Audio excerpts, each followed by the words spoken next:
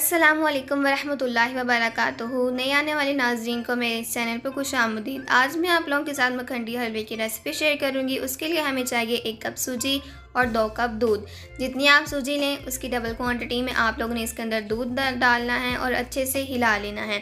پھر آپ لوگوں نے اس کو آدھے گھنٹے کے لیے ریسٹ دے دینا ہے. پھر آپ لوگوں نے لینی ہے ایک کڑاہی اور اس کے اندر آپ لوگوں نے پونا کپ گھی ڈالنا ہے.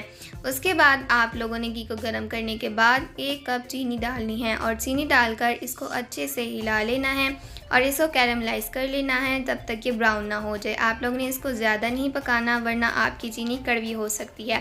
اچھے سے کیرملائز کرنے کے بعد آپ لوگوں نے اس کے اندر اپنا جو ریڈی کیا تھا مکسچر وہ پور کر دینا ہے.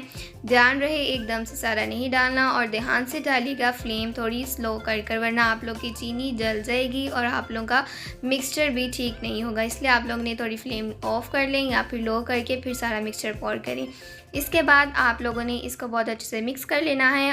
بالکل پریشان نہیں ہونا کہ آپ کی چینی اس کے اندر مکس نہیں ہو رہی. بہت آرام سے آپ لوگ نے چمچ ہلانا ہے اور آپ کی چینی اس کے اندر بہت اچھے سے مکس ہو جائے گی. بہت اچھے سے آپ لوگ نے اس کی مکسنگ کرنی ہے. تب تک مکسنگ کرنی جب تک آپ کا گھی آپ کی سوجی کے اندر ڈیزالو نہ ہو جائے. پھر آپ نے 2 پنچ آف الائچی پاؤڈر ایڈ کرنا ہے. اچھے سے مکس کرنا ہے اور اس کے اندر اپنے پسندیدہ ڈرائی فروٹس ایڈ کریں. ایک باؤل کے اندر اس کو ساتھ ڈالیں اور اس کو گارنش کر لیں اور اپنی فیملی کے ساتھ اس کو انجوائے کریں.